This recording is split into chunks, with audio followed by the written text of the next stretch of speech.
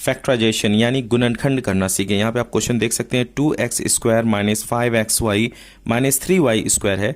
अगर इस तरह ये क्वेश्चन हो तो x स्क्वायर के आगे जो रहता है उसे कोफिशिएंट ऑफ x स्क्वायर कहा जाता है।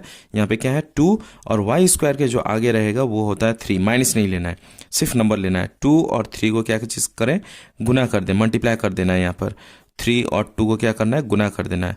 3 और 2 को मल्टीप्लाई करेंगे तो क्या आ गया 6। अब हमें ऐसा नंबर चाहिए जिसको मल्टीप्लाई गुना करने से 6 हो, मल्टीप्लाई करने से 6 हो, और सब्ट्रैक्ट करने से, यहाँ पे माइनस है, सब्ट्रैक्ट करने से क्या हो 5 हो। तो वैसा नंबर हो जाएगा 6 और 1।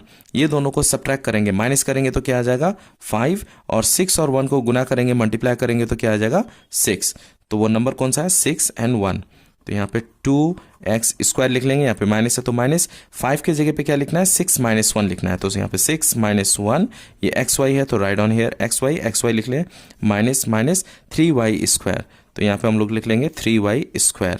उसके बाद ब्रैकेट ओपन करना है, 2x² minus 6 into xy, 6xy minus minus हो जाता है plus 1 into xy minus 3y²। अब क्या करना है, पहले दो नंबर से हमें कॉमन लेना है, आखिरी दो नंबर से हमें कॉमन लेना है। यहाँ पे 2 है, यहाँ पे 6 है, 2 और 6 में कॉमन क्या आ जाएगा 2 आ जाएगा। x², यहाँ पे x है तो x² मतलब 2x हो गया, यहाँ पर एक x है तो एक x कॉमन आ जाएगा।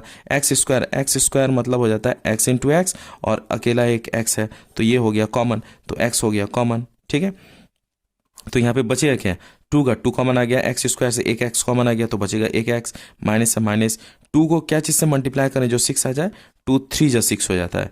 ये जो x है वो ऑलरेडी कॉमन आ चुका है, यहाँ पे y है तो y लिख लेंगे।